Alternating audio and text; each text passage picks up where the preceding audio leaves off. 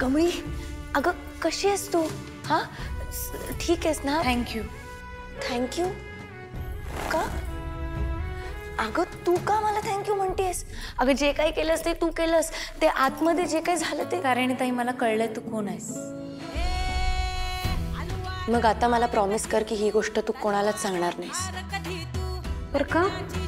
कारण आम्ही जे काम करतो त्याच्यासाठी आम्हाला आमची ओळख लपवून ठेवावी लागते. न्याय संरक्षणाय अन्याय विनाशाय हे ब्रीदवाक्य आहे आमचं.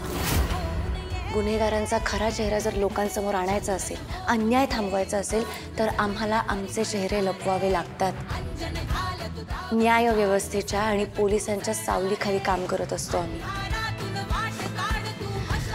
आणि खरं सांगू का कमळी, कुठल्याही अवॉर्डपेक्षा किंवा कुठल्याही प्रसिद्धीपेक्षा आपल्या देशासाठी आणि आपल्या कामासाठी प्रामाणिकपणे काम करणं ह्याच्यात खूप आनंद आहे. तो आनंद मी तुला शब्दात नाही सांगू शकत.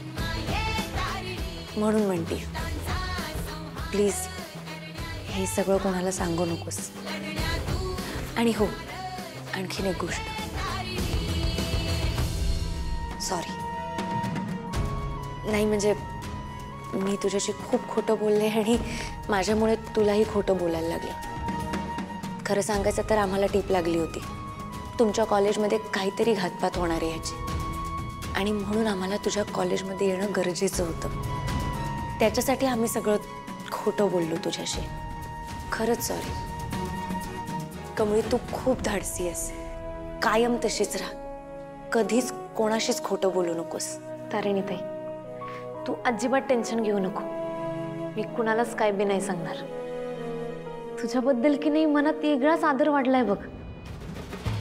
खरंच देवी तुळजाईसारखी आहेस. दुष्टांचा नाश करणारी आणि पापाचा विनाश करणारी. फक्त 10 हाताऐवजी तू 2 हातांना काम करतेस. लय अभिमान वाटतोय तुझा.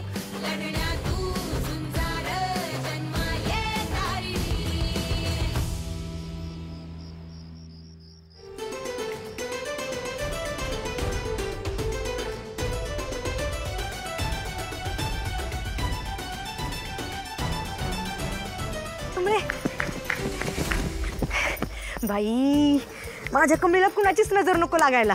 अगं वय की वय, काय झालंय काय एवढं? काय नाही ग, तुझी नजर काढतोय. आज तू जे काय काम केलंस ते काय कमी आहे वय? एवढ्या जिद्दीचं काम केलंस तू, सुट्टीच नाही दिली. कमळे, तुझं कौतिक करावं तेवढं कमीच आहे बघ. लयच भारी काम केलंस तू.